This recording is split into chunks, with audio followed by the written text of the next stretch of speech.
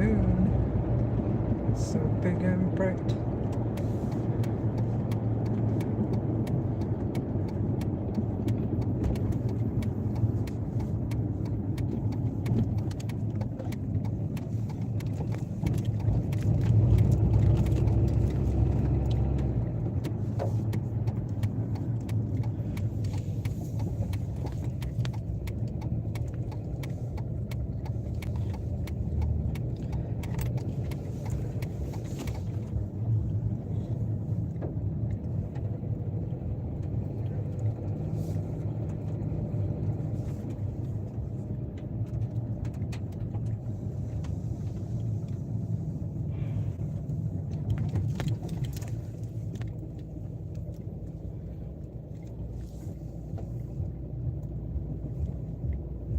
Oh my god, it's so cold.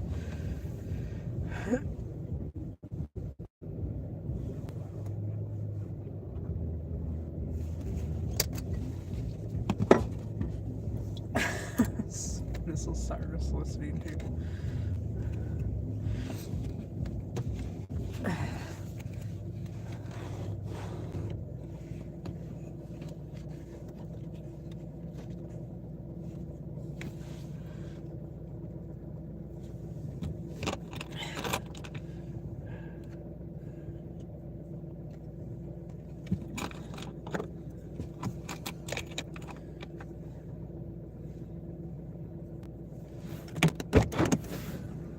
Just sand it with the chip. Go. Beep. Let's go. I know, I was coming over because I didn't want to get out. Well, I still have to put gas in my car. I said you want to get out. Yeah, I don't want to get out right this second. It's so cold out there. Oh my god.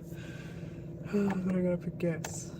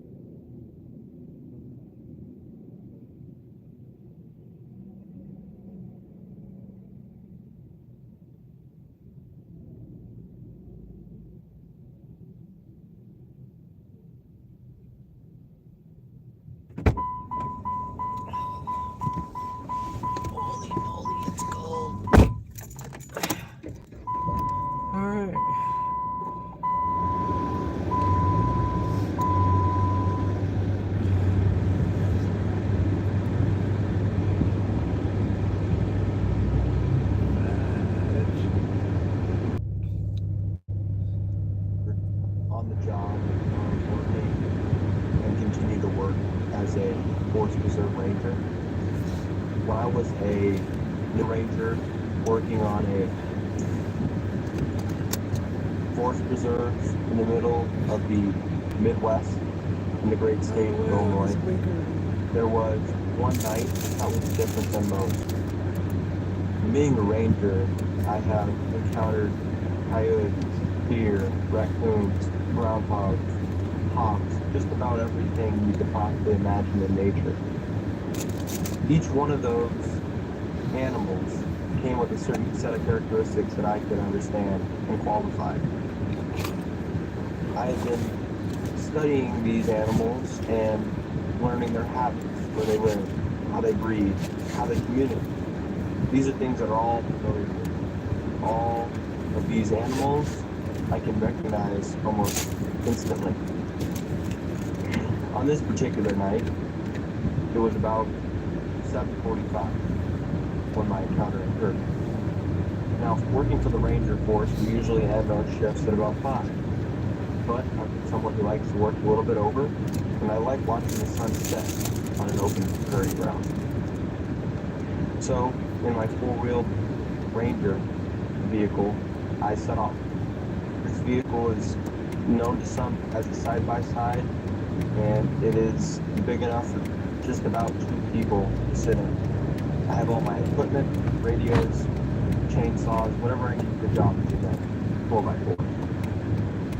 And as I'm driving, checking the preserves, closing gates, maintaining buildings and shelters, I have a habit of driving to the edge of the preserves and meeting with the people who live right on the edge, whose houses back the preserves.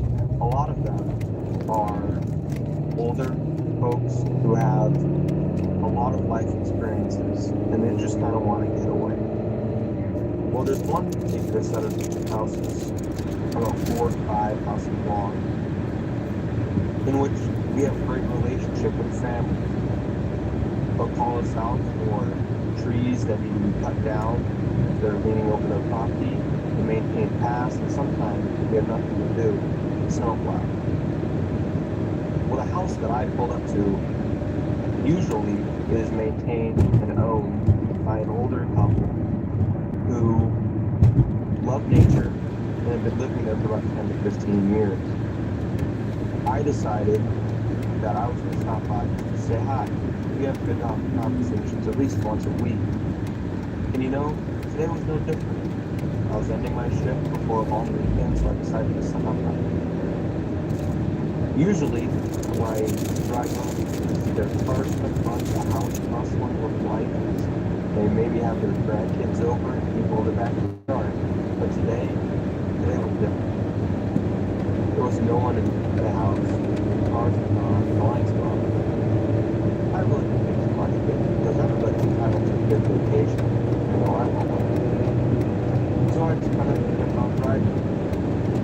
This couple had been living there so long, the preserve felt comfortable enough to let them put a chair and table on the preserve grounds overlooking a natural body of water kind of behind their house. Well, that was 100 yards from their house. So it's a little bit of a walk. But I like to continue the little trail they have there because it's just common courtesy and they're really good people. I love having my experiences with them and they love sharing their experiences with me, so I want to keep our relationship as good as possible and maintain the preserve at the same time. Now, as I'm going out to check on this table and chairs, as I usually do, and make sure they're still there, no one came by and stole it, I'm thinking in the back of my head about my other responsibilities. I need to make sure that the park is closed, there's nobody around, there's nobody left in the park when I close it. I have to make sure that by sundown, everything's good to go for the next day. Along with that, I have to make sure that no one comes in and tampers with the park. We don't want anybody dumping trash in our dumpsters or stealing things from other people's property whose house is back and forth to. Well, as I'm doing this, I stop by a 4x4 right in front of the set of table and chairs, and I walk up to it. Only it's much different than I usually see it. Usually, The two sets of chairs are neatly placed, sometimes with a pad on it, sometimes not. The table is a glass table with black rims. It's a very nice set. The people who maintain it do a fantastic job in keeping it looking fresh and new, no matter what time of year it is. As I'm walking up to it, again, I'm observing everything and making sure I have my checklist down in my brain. I look down at my watch and I see it's about 8:30.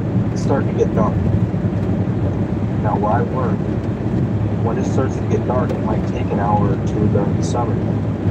So I knew that the sun might set about 9:15. So I kept on walking and I saw it.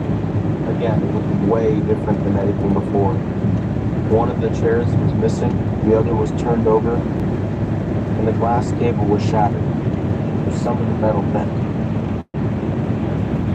It was at the point now where I needed to get my flashlight. I got out my flashlight and began to assess the scene and try to figure out what had happened.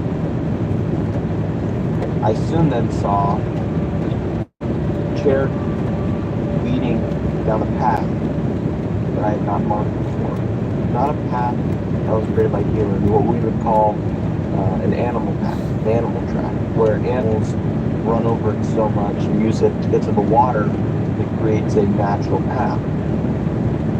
Only dug into the sides of this path were two lines in the same length and width of the chair legs. At this moment, I was taken aback because it's not usual for someone stuff to go missing in this fashion. Occasionally, we'll have things be stolen, and maybe a tree goes down, and someone will come by and actually chop the tree up before we can get there and take it.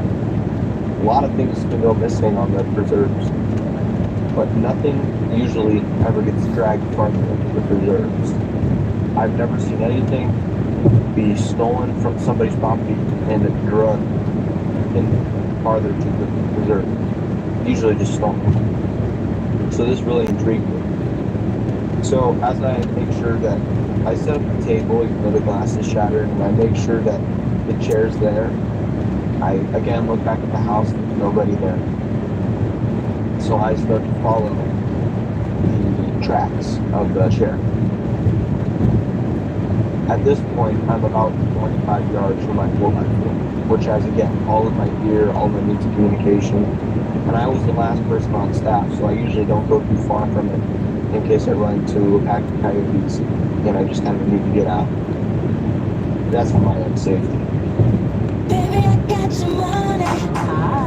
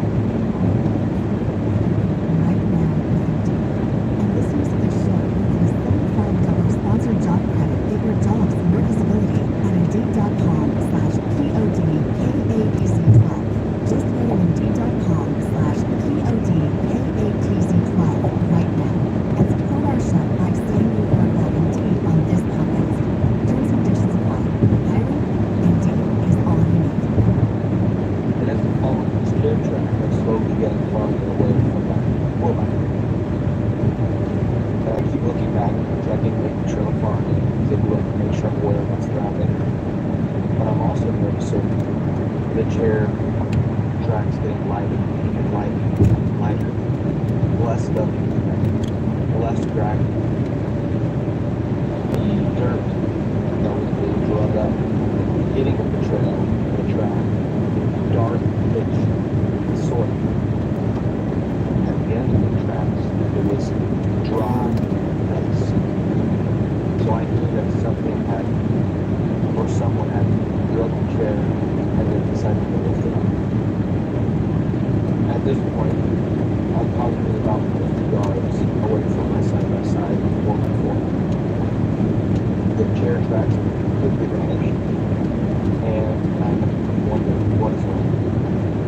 I looked all around with my flashlight scanning the brush of mine, and I'm just now entering a tree line. It is just that when I hear a thunderous sound of metal being broken, being drugged across grass, dirt. It's a very distinct sound.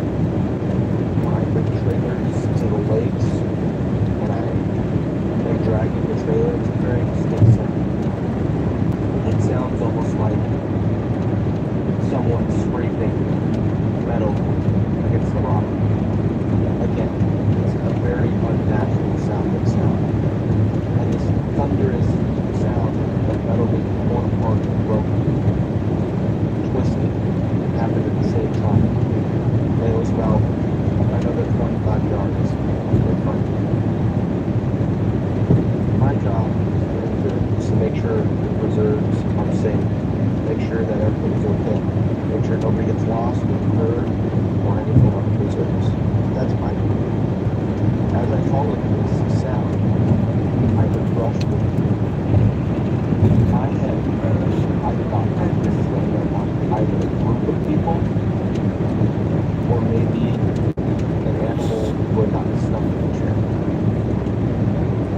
I'm trying to rationalize the sound of the metal being drugged. I'm trying to rationalize the sound of the metal being twisted.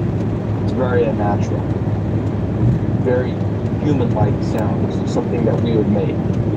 When we are at the shop, people drop them. People drop saws. People think it sounds very human, man-created. I was very intrigued. And also beginning to be very scared. It takes a lot to scare me because of what I've seen. But as I'm approaching, I see that there's this large bush. And behind the bush, I notice that there's an outcrop, an opening. And surrounding that opening are about 150 to 200 oak trees. Old, rich oak trees. I shine my flashlight at the base of the bush, and I see the chairlift. As I slowly move my flashlight from the bottom of the bush to the top of the bush, I begin to realize that there's something behind the bush. As I bring my flashlight up, I start to see it. It is something I've never seen before. It's something that makes you want to run, but at the same time intrigues and captures your mind. I've never seen any kind of fur or hair like it before. And as my flashlight slowly begins to ascend, I begin to realize that the air is gray with patches of super light, almost white gray. And this flashlight's going up. And as it's going up, I can see the stump.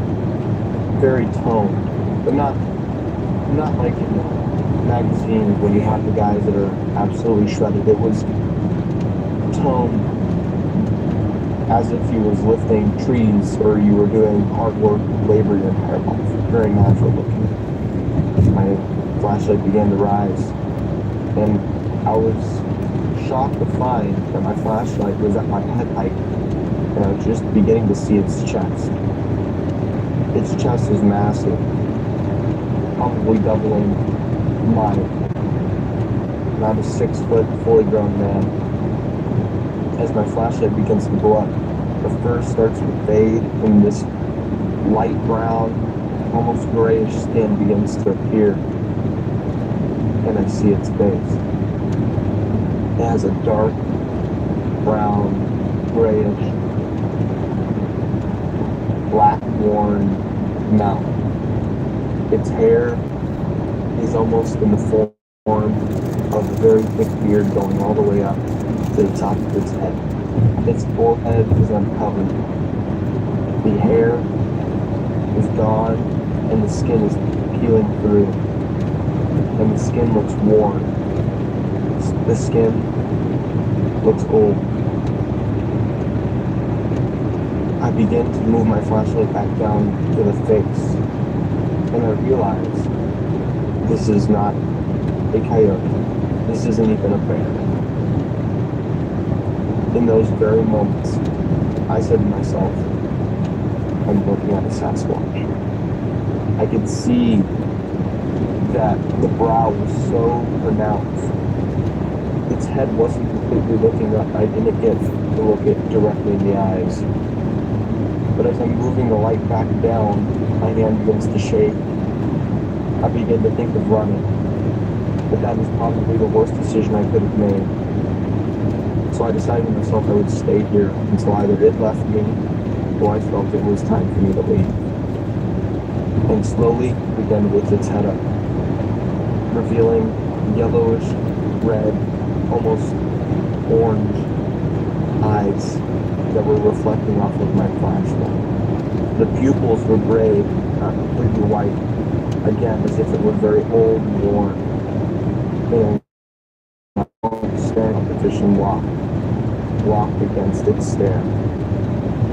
It begins to breathe very heavily, and I see in one hand it has a piece of that chair completely ripped off from the piece below.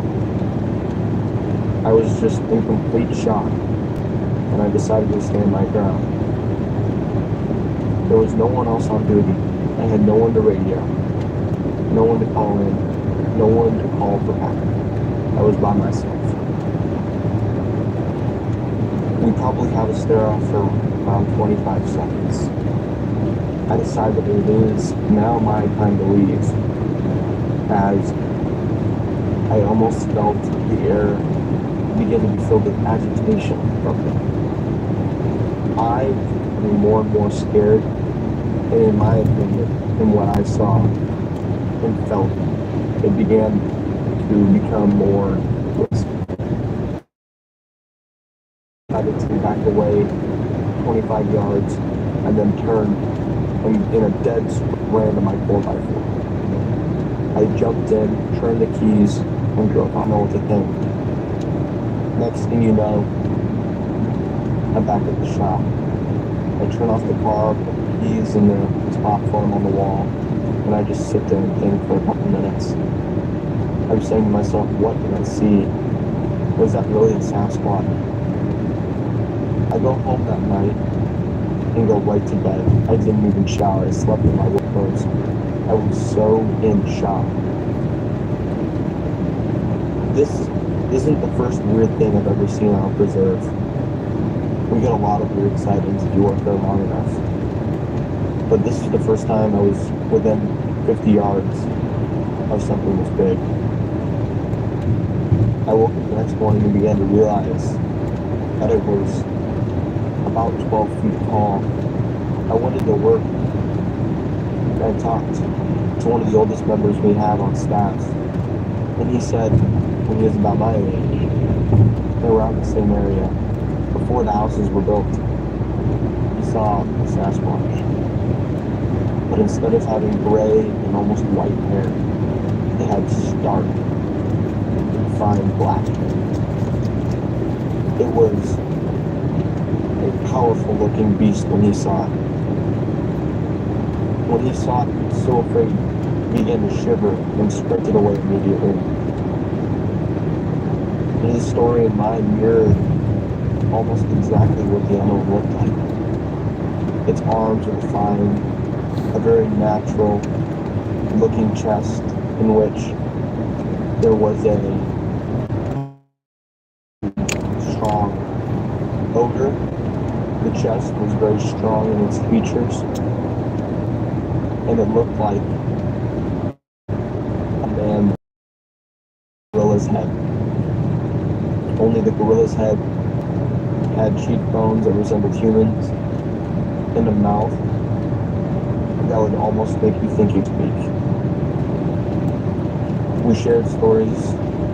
I left work the next day, and that was it. I never told my story to anybody until recently.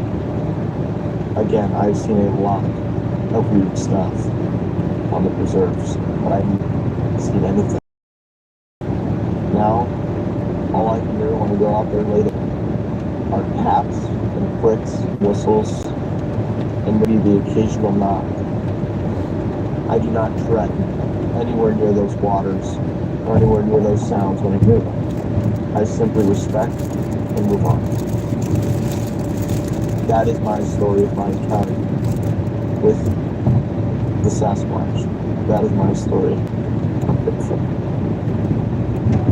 Well, that's it for tonight's show. If you've had a Bigfoot sighting and would like to be a guest,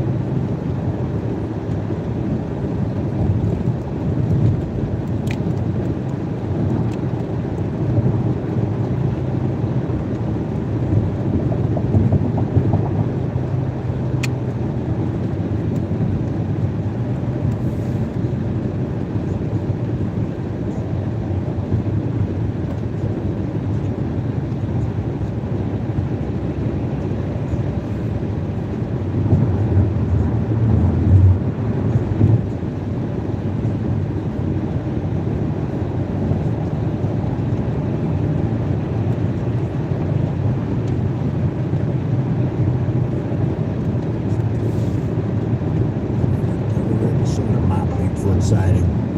All right then, let's do this. See what you want and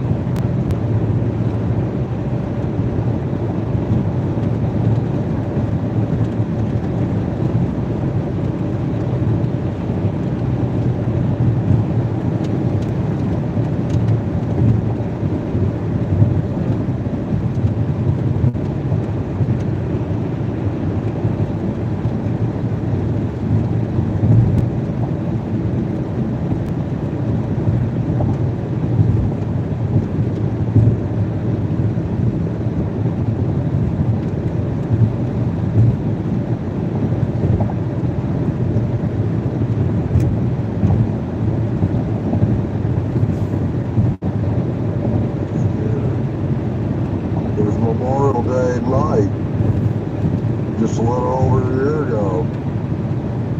I got some friends here around where I live, over in Louisville, Kentucky. Denise and Ernie Pack. They're ghost investigators, and they're the lead investigators at Waverly Hospital. You know, everybody knows the big haunted hospital over in Louisville on all the ghost shows and everything. Well, we become friends, and they wanted a Bigfoot experience. And they're very credible people, very intelligent people, and they're really into paranormal stuff and stuff, like Bigfoot, UFOs, that kind of nature, and they wanted a Bigfoot experience. So they came out with me, and we went to the Clark Forest, and it was myself, Arnie Denise, and they brought their daughter, who was up from Tennessee from college, and her name was Flora. So there was 4 of us, and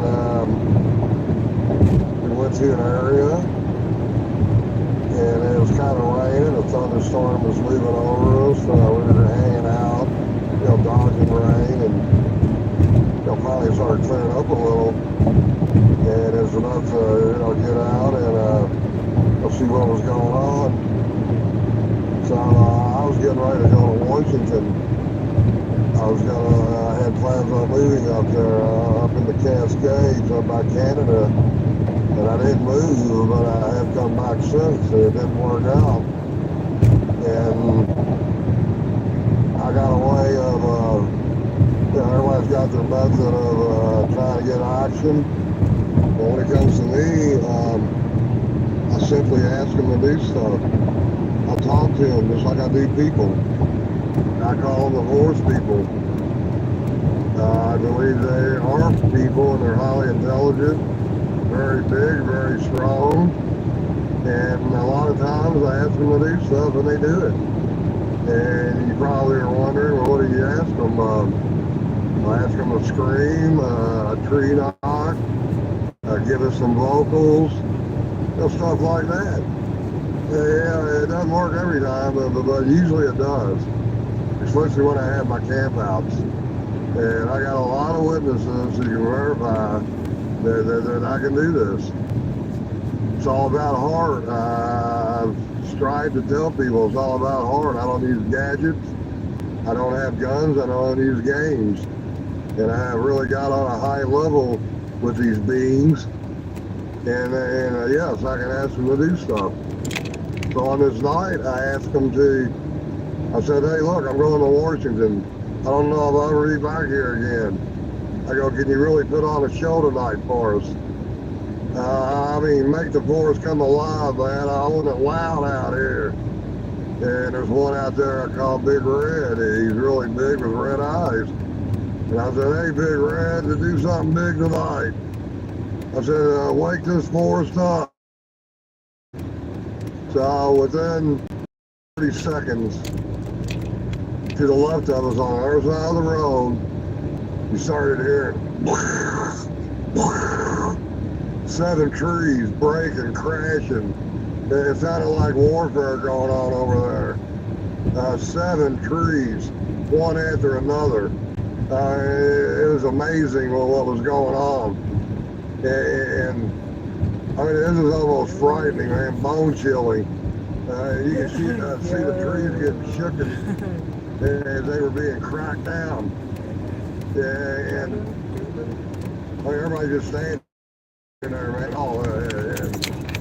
I'm like, man, I can't believe this. I said that out loud there, and he said, hey, Greg, you asked for it. He goes, you asked for this, man, you're getting it. So his wife, Denise, walked up the road a little ways. He goes, hey, come here, guys. I found one of them they pushed over.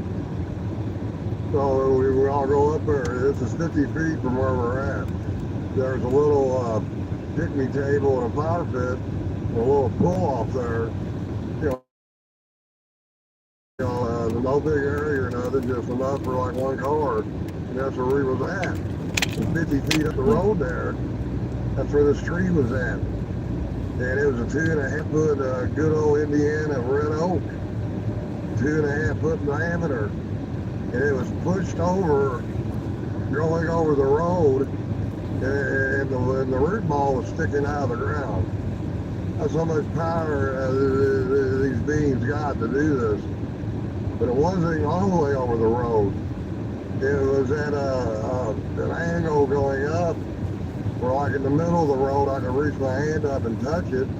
There was like 7.5 feet right there, but it went higher up into another tree, which was on the other side of the road, another red oak, about 2.5 feet in diameter.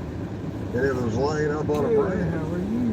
So what we had here, the tree got pushed over by That's its pretty roots, crazy. you know, leaning up against the branch on the other side of the road on another tree. So we're all amazed. I mean, I cannot believe what's going on. How You know, are like I you? said, there wasn't no storm. The storm was already pushed through. It wasn't that bad of a storm anyway to do this kind of damage. And every now and then you get a heat lightning, you know, from the storm that was passing through, or the end of the storm, you know, how, you know, that big fluffy lightning when it lights up the whole area. You know, every now and then you get one of them. You know, the storm didn't do this. So we go back up to the car, and we're just all just, you know, everybody's so excited, adrenaline pumping, and we were seeing ice out and stuff all over after right before this happened. So, it wasn't 20 minutes later. All of a sudden, that tree I just told you about, that was holding the one that fell into it, and all of a sudden, this tree started shaking from left to right. I'm talking about a 2.5 foot oak tree. Many people, there wasn't no wind blowing. None of the other trees around it was moving. This tree was getting violently shook. Yeah, okay.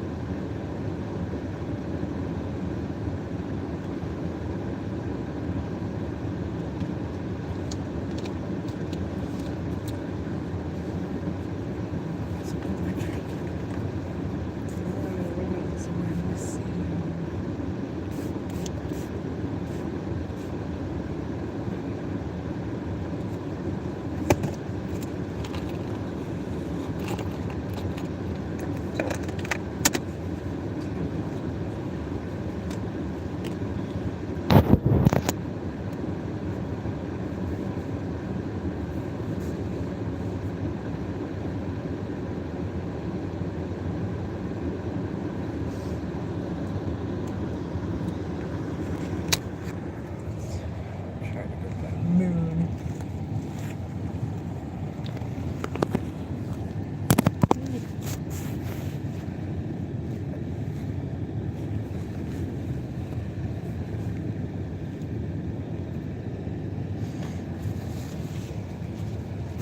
Oopsie.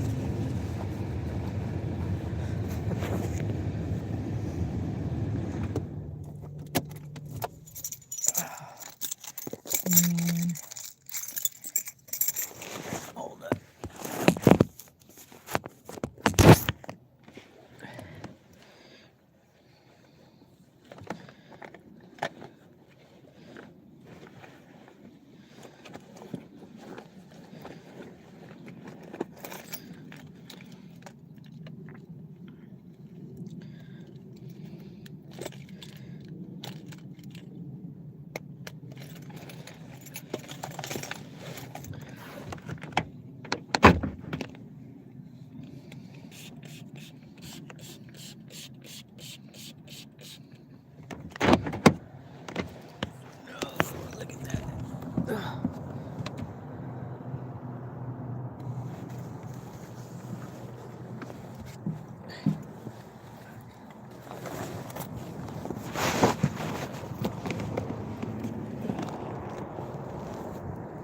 Can't really see it from here.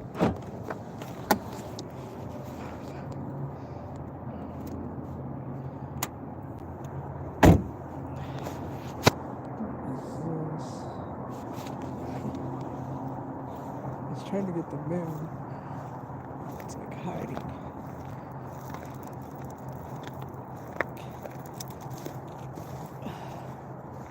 There it is. See the moon.